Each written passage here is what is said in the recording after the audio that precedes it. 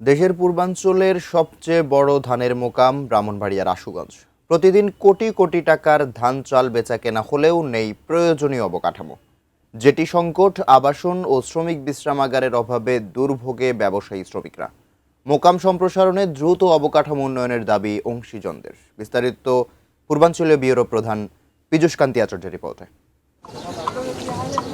মেঘনার ভিউসি ঘাট ভোর হতে না হতেই শুরু হয়ে যায় হাঁক ডাক।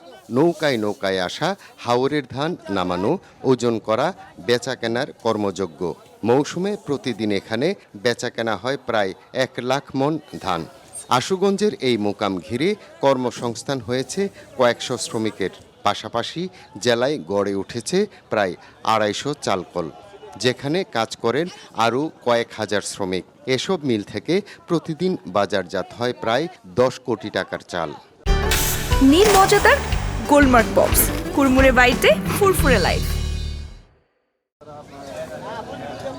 দেশের অর্থনীতিতে বড় ভূমিকা রাখলেও অবকাঠামোগত উন্নয়ন হয়নি মোকামটির। পর্যাপ্ত জেটি না থাকায় ধান বোঝাই নৌকা ভেড়ানো ও ধান ওঠানামায় পোহাতে হয় ভোগান্তি। ঝড় দুর্যোগে নিরাপদে নৌকা রাখাও কঠিন। আবাসন সংকটে দূর দূরান্ত থেকে আসা ব্যবসায়ীদের রাত কাটাতে হয় নৌকাতেই। শ্রমিকদের জন্যও নেই কোনো বিশ্রামাগার। এবারের অতিবৃষ্টি আর উজানের ঢলে হাওরের ক্ষতিগ্রস্ত ধান বিক্রি নিয়েও দুশ্চিন্তায় ব্যবসায়ীরা। এখানো আমরা নৌকা লয়ে আসলে পরে আমরা নৌকা লাহার কোনো জায়গা হয় না। আমরা তো বেশি যে 1 লাখ টাকা লুস্কান দিয়ে গিয়ে আমরা আর ভরবো না, 1.5 লাখ টাকা লুস্কান দিয়া।